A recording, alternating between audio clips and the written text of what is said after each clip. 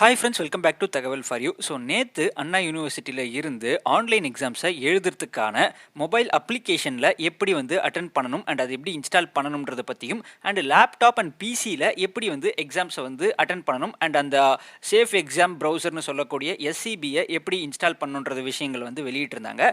நம்ம நேற்று போட்ட வீடியோலேயே மொபைலுக்கான அப்டேட்ஸ் பார்த்தோம். மொபைலில் எப்படி அதை இன்ஸ்டால் பண்ணி அண்ட் எக்ஸாம்ஸை எழுதலாம் அந்த ஆப் மூலமான்ட்டு. இப்போ இந்த வீடியோவில் எதை பார்க்க போகிறோம்னு கேட்டிங்கனாக்கா, நிறைய பேர் கேட்டுட்டு இருந்த இல்லை லேப்டாப்பில் பிசியில் எப்படி இந்த எக்ஸாம்ஸை எழுதுறது அண்ட் லேப்டாப் அண்ட் பிசிக்கான சேஃப் எக்ஸாம் ப்ரௌசரை எப்படி நம்ம இன்ஸ்டால் பண்ணிக்கிறது அப்படின்ற மாதிரி சில தகவல்களை தான் நம்ம இந்த வீடியோவில் பார்க்க போகிறோம். அண்ட் வீடியோக்குள்ளே போகிறதுக்கு முன்னாடி நீங்கள் இன்னும் நம்ம சேனலுக்கு சப்ஸ்கிரைப் பண்ணலன்னா மறக்காமல் சப்ஸ்கிரைப் பண்ணிவிட்டு பக்கத்தில் இருக்க பெல் ஐக்கானும் ப்ரெஸ் பண்ணிவிடுங்க.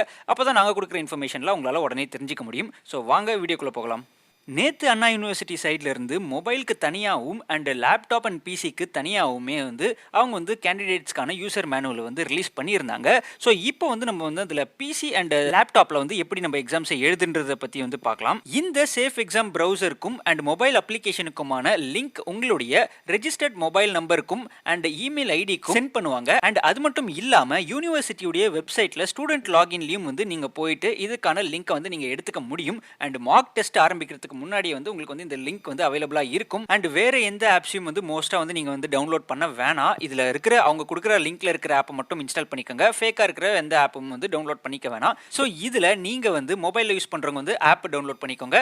அண்ட் பிசி ஆர் லேப்டாப்ல எக்ஸாம் எழுதணும்னு நினைக்கிறவங்க ப்ரௌசரை இன்ஸ்டால் பண்ணிக்கோங்க. ஸோ இங்க கீழே உங்களுக்கு டவுன்லோட் ஆப்ஷன் இருக்கும். ஸோ அதை நீங்க டவுன்லோட் பண்ணிக்கோங்க ஃபர்ஸ்ட். ஸோ அந்த செட்டப் ஃபர்ஸ்ட் உங்க சிஸ்டம்ல டவுன்லோட் ஆகணும். ஸோ டவுன்லோட் ஆகிட்டதுக்கு அப்புறமா பாத்தீங்கன்னாக்கா உங்க பிசில இந்த மாதிரியான ஒரு ஸ்க்ரீன் வரும். ஸோ அதில் பார்த்தீங்கன்னாக்கா அங்கே கீழே மோர் இன்ஃபோன் கொடுத்துருக்கிற இடத்துல நீங்கள் கிளிக் பண்ணிங்கன்னா அந்த ப்ரௌசரை பற்றின டீட்டெயில்ஸ் காட்டிட்டு கீழே பார்த்தீங்கன்னாக்கா ரன் அவே அப்படின்ற மாதிரி ஒரு ஆப்ஷன் இருக்கும். அதை நீங்கள் கிளிக் கொடுத்துக்கணும். நெக்ஸ்ட் ஸ்டெப்புக்கு அது மூவ் ஆகும். ஸோ ரன் அவேன்னு கொடுத்துட்டு அதுக்கப்புறம் இருக்கிற செட்டப் எல்லாமே நீங்கள் இன்ஸ்டால் பண்ணிக்கோங்க உங்கள் சிஸ்டமில். ஸோ நெக்ஸ்ட் கொடுத்துட்டு இன்ஸ்டால் பண்ணிக்கோங்க. ஒன்ஸ் இந்த ப்ரௌசர் உங்கள் சிஸ்டமில் இன்ஸ்டால் ஆகிட்டதுக்கு அப்புறமா அந்த இன்ஸ்டாலேஷன் ப்ராசஸ் கம்ப்ளீட் ஆன பிறகு அதை க்ளோஸ் கொடுத்துட்டீங்கன்னாக்கா உங்களுடைய டாப்ல பாத்தீங்கன்னாக்கா ரெண்டு ஐகான் புதுசா கிரியேட் ஆயிருக்கும். ஒன்னு பாத்தீங்கன்னாக்கா SEB லைட் அப்படின்னு இருக்கும். அதுதான் நீங்க எக்ஸாமை எழுதக்கூடிய அந்த ப்ரௌசர். ஸோ SEB லைட்னாக்கா சேஃப் எக்ஸாம் ப்ரௌசர்னு சொல்லக்கூடிய அந்த ப்ரௌசர் தான் அது. அண்ட் அது கீழே ரிப்பேர் டூலும் இருக்கும். ஸோ இன்கேஸ் உங்களுக்கு ஏதாவது எக்ஸாமை எழுதுறப்போ சிஸ்டம் கிராஷ் ஆச்சுனாலும் இல்ல வேற ஏதாவது ப்ராப்ளம் ஆச்சுனாலும் உங்களால் அதை யூஸ் பண்ணி உங்களால் ரீஸ்டார்ட்டும் பண்ணிக்க முடியுன்ற மாதிரி சொல்லியிருக்காங்க. ஸோ இந்த மாதிரி ஓப்பன் ஆயிட்டதுக்கு அப்புறமா நீங்க உங்களுடைய லாகின் கிரெடென்ஷியல்ஸ் கொடுக்கலாம். So login ID and password எக்ஸாமுக்கு பிஃபோரா உங்களுக்கு காலேஜ் சைட்ல இருந்தோ இல்லை யூனிவர்சிட்டி சைட்ல இருந்தும் அதை சென்ட் பண்ணுவாங்க. ஸோ அதை நீங்க என்டர் பண்ணிட்டு கன்ஃபார்ம் கொடுத்துட்டீங்கன்னாக்கா நெக்ஸ்ட் சைன் இன் பண்ணிக்க முடியும். ஸோ சைன் இன் பண்ண உடனே உங்களுடைய டீடைல்ஸை ஒரு வாட்டி வெரிஃபை பண்ற மாதிரி இருக்கும். ஸோ உங்களுடைய டீடைல்ஸ் கரெக்டாக இருக்கான்றதை செக் பண்ணிட்டு கன்ஃபார்ம் பண்ணிட்டு நெக்ஸ்ட் ஸ்டெப்புக்கு போகலாம். நெக்ஸ்ட் ஸ்டெப்புக்கு போன பிறகு உங்களுக்கு அந்த எக்ஸாம் பற்றின சில இன்ஸ்ட்ரக்ஷன்ஸை அவங்க ஷோ பண்ணுவாங்க. அந்த இன்ஸ்ட்ரக்ஷன்ஸை கிளியராக படிச்சுக்கோங்க. ஸோ இந்த பிடிஎஃப்ல இருக்கிற இன்ஸ்ட்ரக்ஷன்ஸ் சும்மா ஜென்ரல் இன்ஸ்ட்ரக்ஷன்ஸ் தான்.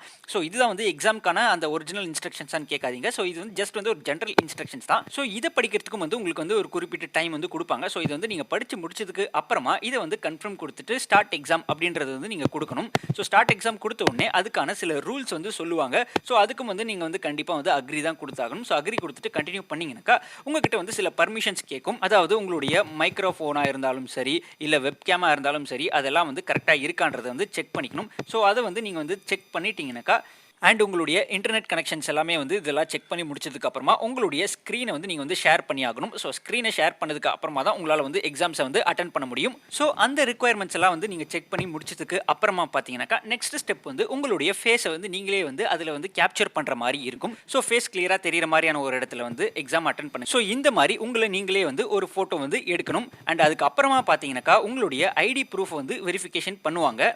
அண்ட் அதுக்கப்புறம் பார்த்தீங்கன்னாக்கா உங்களுடைய ஐடி ப்ரூஃப் வெரிஃபை பண்ணுவாங்க. ஆல்ரெடி சொல்லியிருந்த மாதிரி ஏதாவது உங்களுடைய காலேஜ் ஐடியா இருந்தாலும் சரி இல்லைனா உங்களுடைய கவர்மெண்ட் ஐடி ப்ரூஃபாக இருந்தாலும் சரி அதை நீங்கள் ஷோ பண்ணிக்கலாம். அண்ட் எந்தெந்த ஐடி ப்ரூஃப் எல்லாம் பர்மிட்டடுன்றதை உங்களுக்கு எக்ஸாமுக்கு முன்னாடி அவங்க சொல்லுவாங்க. அந்த லிஸ்ட்டை உங்களுக்கு சென்ட் பண்ணுவாங்க. ஸோ அதில் ஏதாவது ஒரு ஐடியை நீங்கள் எடுத்து பக்கத்தில் வச்சுக்கிறது ரொம்பவே நல்லது.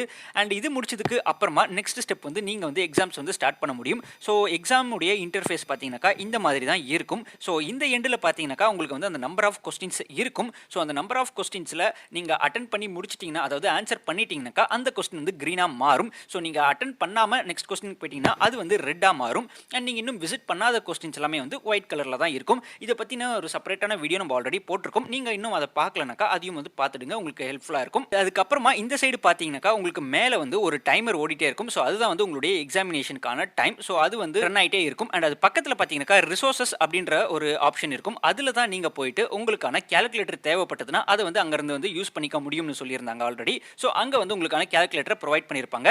அண்ட் இது கூடவே நீங்கள் வந்து கீழே பார்த்தீங்கன்னாக்கா உங்களுடைய ஃபேஸ் கண்டினியூஸாக ஒரு பபிள் மாதிரி வந்து தெரிஞ்சிட்டே இருக்கும் அது கீழே. ஸோ அதை வந்து எப்பவுமே வந்து உங்கள் ஃபேஸ் தெரிகிற மாதிரியே தான் நீங்கள் பார்த்துக்கணும். எந்த காரணத்தை கொண்டோ நீங்கள் வந்து அந்த ஃபேஸ் அந்த ரவுண்டை விட்டு உங்கள் ஃபேஸ் வந்து வெளியே போகாத மாதிரி வந்து நீங்கள் தான் வந்து பார்த்துக்கணும். ஸோ இன் கேஸ் வந்து நீங்கள் அப்படி பண்ணிட்டீங்கன்னாக்கா வெளியே போயிடுச்சுனாக்கா உங்களுக்கு வந்து வார்னிங் வரும். ஸோ ஆல்ரெடி சொன்ன மாதிரி அங்கே சாட் பாக்ஸில் வந்து ப்ராக்டரும் அண்ட் ஏஐ மூலமாக மானிட்டர் பண்ணிட்டு இருக்கிறதுனால அதுல இருந்தும் வந்து உங்களுக்கு வந்து வார்னிங் வரும். ஸோ இந்த மாதிரி நீங்கள் வந்து உங்களோட ஃபேஸை வந்து வெளியே கொண்டு போயிட்டீங்கன்றது மாதிரியான வார்னிங்கும் வரும். அண்ட் வேற ஏதாவது உங்களுக்கு ப்ராப்ளம்ஸ் இருந்தாலும் அந்த சாட் பாக்ஸ் மூலமாக நீங்கள் வந்து ப்ராக்டருக்கு அதை வந்து தெரிவிச்சுக்க முடியும்.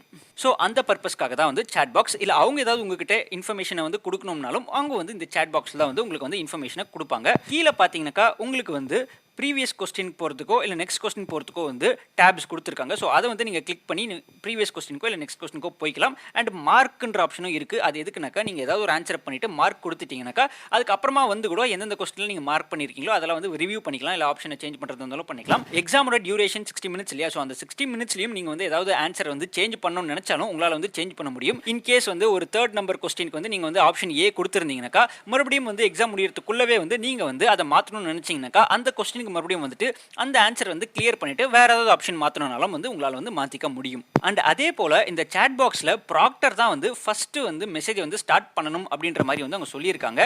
இன்கேஸ் உங்களுக்கு ஏதாவது சப்போர்ட் தேவைப்பட்டதுன்னா, அதாவது ஏதாவது இஷ்யூஸ் வந்து நீங்க ஃபேஸ் பண்ணீங்கன்னா மட்டும்தான் வந்து நீங்களா வந்து சாட்டை வந்து ஸ்டார்ட் பண்ணணும் அப்படின்ற மாதிரி வந்து சொல்லியிருக்காங்க. அண்ட் அதே போல நான் ஆல்ரெடி சொன்ன மாதிரி உங்களுக்கான வார்னிங்கும் வந்து வந்துட்டே தான் இருக்கும். அண்ட் ஆல்ரெடி சொன்ன மாதிரி ஏஐ மூலமாகவும் மானிட்டர் பண்ணுறதுனால ஆட்டோமேட்டடாக வர சிஸ்டம் அலர்ட்ஸும் வரும். நீங்கள் வந்து உங்களுடைய ஃபேஸை வந்து அதில் மூவ் பண்ணிட்டாலோ இல்லை வேறு ஏதாவது ஆக்டிவிட்டீஸில் ஈடுபட்டாலும் அண்ட் அது கூடவே வந்து உங்களுடைய ஸ்க்ரீனும் வந்து நீங்கள் வந்து ஷேர் பண்ணிகிட்டே இருக்கிறதுனால உங்கள் ஸ்க்ரீனில் வேறு ஏதாவது தெரிஞ்சாலுமே வந்து அதுவும் வந்து அங்கே வந்து இண்டிகேட் பண்ணும். ஸோ அந்த வார்னிங்கை வந்து உங்களுக்கு வந்து வரும்.